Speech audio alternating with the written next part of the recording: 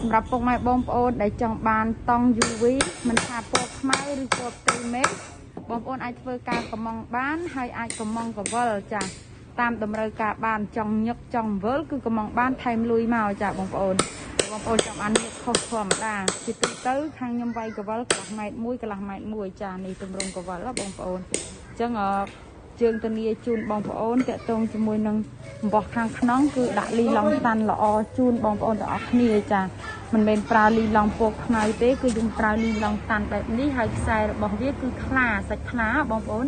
អត់អាប់ទេបាទអាប់អាធូថ្លៃអានេះលេខ1ចាបងប្អូនធ្លាប់ប្រើខ្សែបងប្អូនដឹងហើយនេះបងប្អូនចាអញ្ចឹងសម្រាប់បងប្អូនដែលគាត់តែនិយាយថាឃើញគេលក់ថោកចាបងប្អូនជឿទៅបងផលិតផលដែលថោកវាមិនអាចគុណភាពល្អដោយអាថ្លៃទេពួកអីទីផ្សារបច្ចុប្បន្នប្រជែងគ្នាខ្លាំងអញ្ចឹងការលក់ដូរអត់ទៅបានចំណេញទេបងប្អូនចំណេញតិចបានតែកម្លាំងពលកម្មហ្នឹងគឺអូខេហើយចា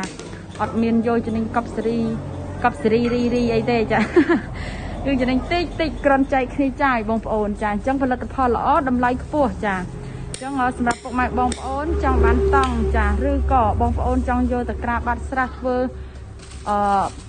ប្រក់តពោឡានធ្វើក្រាបបាត់ស្រះដាំអាសូឡាចាបងប្អូនកុំភ្លេចធ្វើការតំណែងមកខាងខ្ញុំផ្ញើជូនបាន25ខេត្តក្រុងចាអញ្ចឹងព័ត៌មានមានតែប៉ុណ្្នឹងឯងអរគុណច្រើនជម្រាបលា